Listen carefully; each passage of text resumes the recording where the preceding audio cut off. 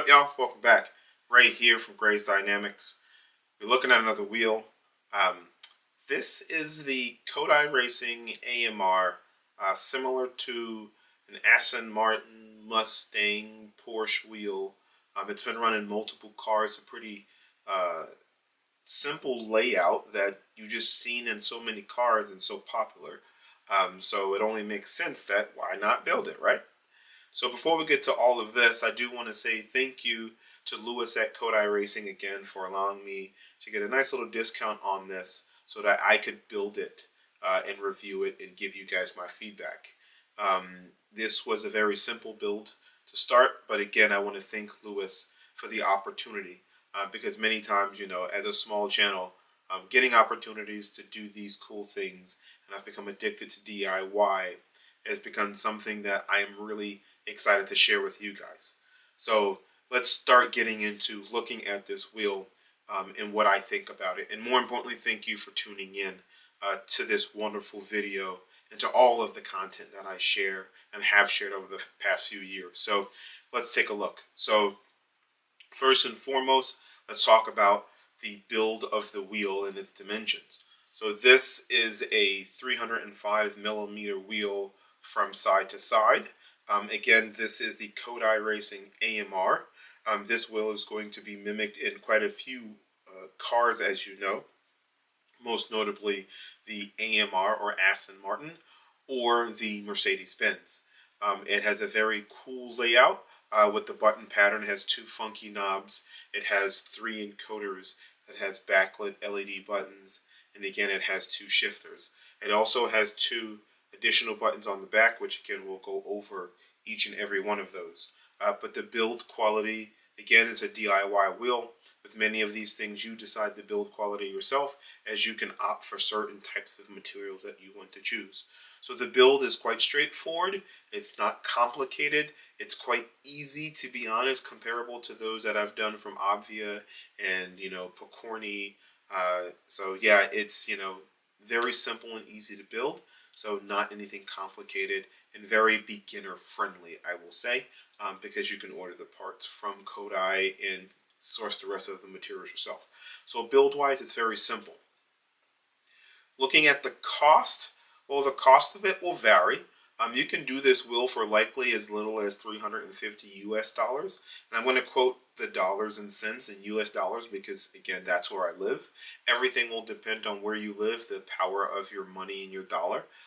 But again, for about $350, you can build this wheel, depending on where you source your materials or whether you have a CNC lathe like one of the guys in my channel, and you can do some of this stuff yourself, which will help offset the cost quite tremendously because you can get things and run it in your own machine and do it. So the configuration you'll see, I'll put a picture up here above. You'll get to see exactly how much it costs. This cost me about $605 when you piece everything together. Thanks to the discount by AMR for being able to offset some of that cost. But again, the cost is going to cost you about $600 if you go high end. Between $600 and $650, because I also didn't factor into that equation, is the spacer you may or may not need in QR. So again, the price will vary between $350 US and $650 US. You may be able to shave some cents and dollars off of that depending on what resources you have. But again, that's what you're going to pay.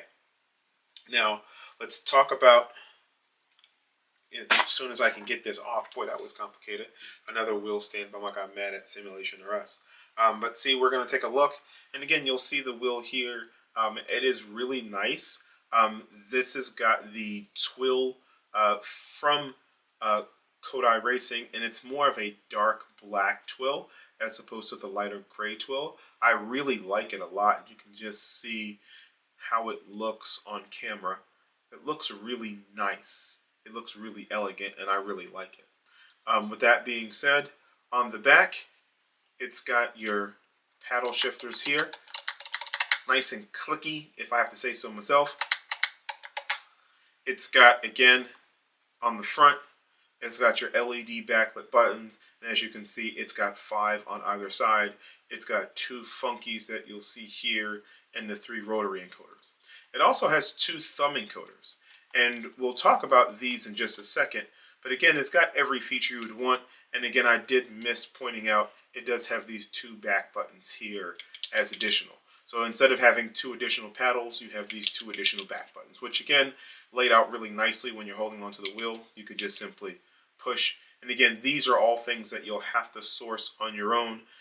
And again, depending on where you get the buttons from, will vary how clicky, how they feel, and things like that, because it is a DIY wheel.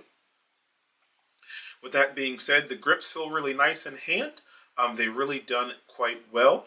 And then again, here's your simple USB connection. And I always use Waypoo connectors because they're just easier. On the back, you'll see I am running a simple Moza or NRG style QR. I typically get the Moza ones just because they're cheap. The cheapest I can find that I have had decent quality with. Some Magic sometimes runs a deal. Those are pretty good as well. I know there are Annex and Kyostar and quite a few others. Preferably, if you're going to get NRG, if you have the money, get the NRG brand because they're rock solid. And these are not as bad considerably. So you see I put the spacer. With this, if you're running an NRG style QR, because of the space of the shifters themselves, you actually do not need a spacer at all. You can put it directly on, but my rig has been set up with spacers now, so I could not do that. But again, feels really nice in hand. We're going to go ahead and get this on the rig so you can see exactly how things look, how it feels when driving, and then we'll get to our conclusion. So now, as we can see here, we've got the wheel all lit up. You can see the backlit buttons. You can see, if I zoom in a little bit closer here, you can see how behind each encoder it is numbered. It's not as bright as I would like behind each and every number. The brightness isn't consistent. But I like how it, again, you've got the labels behind similar to what you'd see on the actual wheel. All these colors can be changed right in SimHub. The great thing about the wheel is it actually is a SimHub device. So once you get into SimHub, you simply can add the device from the files they send you, and it's its own device with its own LEDs, and you can match it and make it anything you want, as we know in SimHub. So let's get it connected onto the rig. I've got MS2 pulled up here. Let's go ahead and get the engine started. And let's do a lap around Road America so you can see just how it feels. So let's go ahead and hit the pit button. There's some animations that are already included with the SimHub profile. But again, just driving around here on the track, the wheel feels really nice in hand. It's not something that, you know, is too big or too small or anything like that. It actually feels up. Let me stay on track. Quite nice in hand. Like I said, it's 305 mil. So for some, that might be too big if you're, you know, not racing GT cars or maybe you're racing open wheel cars. But 305 is, I think, the max that I would ask for when driving most cars in any game. Because once you get beyond that, then the steering just becomes numb, especially if you don't have a powerful wheelbase. But the grips feel nice in hand. You know, they're similar to what you will see on the GR3S. These feel a little bit more tacky than the GR3S does, as that's a little bit slippery. And not because it's just, I think one partly because it's new, but maybe the type of material or, you know, silicon they use for these is just not as grippy. But I do think these have a slightly better grip to them than the GR3S. With that being said, they're both a really good sets of silicon grips. And anybody who knows me, anytime I can get my hands on silicon grips, that is key. The buttons are right within reach. You don't have to reach far. Being a guy who has medium-sized hands, that definitely helps. The funky knob is down here, so you kind of got to reach down for it. I do wish it was here where these green buttons are. I think it would be a better layout for those to just be able to use it here and maybe put this green button where the funky knob is. But you don't have to take your hand completely off. I can use it and move around menus easily with both without letting my hand completely off the wheel. I don't have to like remove my hand to use it or function or anything like that. The shifters are, again, there's only shifters, no clutches. They have a nice click to it. One, they're MJF, and the magnets he includes in them, I believe, are N52, so you get a really nice pull to it when you shift, a nice tactile click. They're not silent by any means, but they definitely are really good, and I don't think they're going to wake anybody up, as they're not aluminum, so you don't have to worry about that particular part. You do additionally have the two thumb encoders here. Now, one of the things I thought when I got it was, oh, wait a minute. Like, why are they sitting behind this piece that sticks out here that matches the Aston Martin Mustang and, you know, some of the Porsche wheels? Why is it sitting further behind here? Well, one, after looking at the design of the actual wheel in real life, it completely matches. So you do have that. And two, which I didn't think about, I was talking to a buddy on stream who pointed out that instead of flicking it with your thumb, which you can flick, and I can adjust the brake bias on the go, with your thumb, because it sits further back, it may be designed to use with your back finger. So I want to change something, I use my middle finger, the same finger that I'm going to shift with, so I'm just flicking it from behind as opposed to on top. So again, never something I ever thought about, ever, until he mentioned it. And as much as I thought, well, wait a minute, it shouldn't sit that way, now after using it, I believe that is the correct way for this particular wheel. But all in all, it feels really nice. The darker twill pattern on here looks really cool. It's got really nice grips. The feel and layout of the wheel is nice. It's nice and sturdy. So for those who are worrying, well, it's a 3D printed enclosure. But like many things, it's not held together by the 3D printed parts. It's held together by standoffs that are smartly placed on all these DIY wheels, so that all the tension is through the standoff, not through the actual enclosure. So I think you could use these wheels for years to come. And the cool thing is, if you ever do have a problem with a 3D printed part, you can always print another 3D printed part, and there you go. The encoders feel really nice, and again, they have a nice click to it because they're EM33s. So with that being said, they have a better click than what you would get on the Burns, and that's really for the thumb encoders. Let me rephrase that. These are the encoders that come with it, and they have a nice click as well to it. But the Burns thumb encoders are here, and you'll have to decide whether you want to use Burns or EM33s. So when you go to purchase your PCB, that's a decision you will make. But overall, that's the wheel in a nutshell. Let's get to my conclusion and let you know what I really think.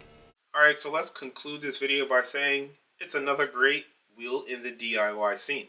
It's another wheel that I could easily recommend to anybody out there who's looking to build. And if whether you're a beginner or an expert, or anywhere in between, this is a very easy build. Like, it's requires some soldering. It requires you to cut and trim some wires. Screw things together. But nothing very complicated. And so the guys at Kodai, Lewis at Kodai, did a really great job. And, I think at the end of the day, the work that continues to be put out from this very new brand, I'm really quite excited about what they're bringing to the DIY scene. Anybody who's watched my build video knows that this is a wheel that I do plan on potentially selling, but I don't want to. And I'm going to race it for a bit, and we'll see what happens. If I can justify keeping it financially, then it'll stay as part of my collection, because I've really enjoyed it, and I've had fun with it. And, I'll bring you some more content using it, but it's a really cool wheel.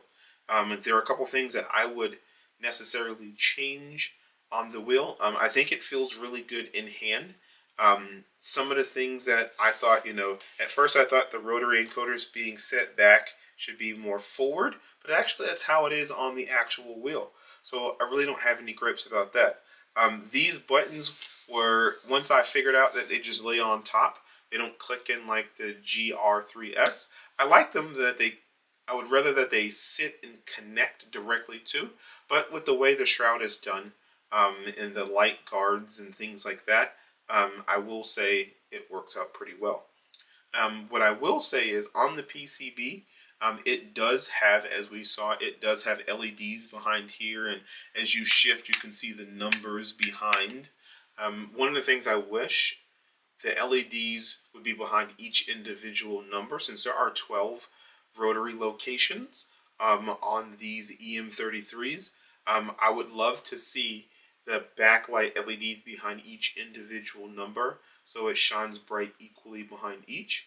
I think what he's using to guard the light is nice, but I think for DIY wheels, it may be nicer to get some of the, you can do the light inserts, similar to what you would see on like a rev light limiter or something along those lines, just to make sure that the light just shines equally. He's using the resin to block the light behind, so I think that would be something I would particularly change. One, it works on the GR3S. On this one, it can kind of lead to where the light is not equally distributed and doesn't look as bright and vibrant behind each LED.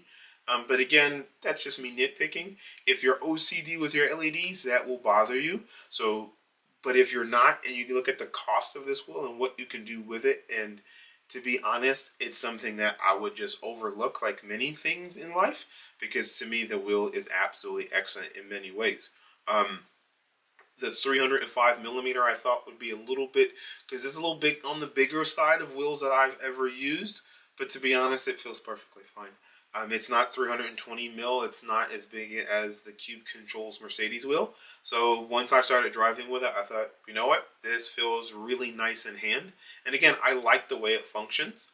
Again, the thumb encoders that you have here, you more will flick it behind as opposed to with your thumbs, which is a different concept because I'm used to using my thumbs. But again, that's how it is on the real wheel.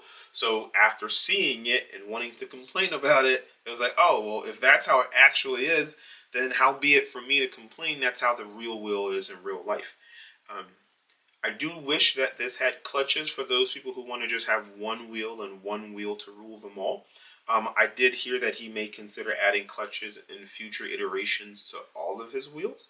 I think that's the one thing that's kind of lacking on the wheels that he provides right now. They're great designs. They're great wheels. I don't use clutches myself, so it doesn't really matter. But for those that need them, especially if you're going to be running things like, Porsche Cup and stuff like that, where you're taking off from the line, having clutches is kind of necessary.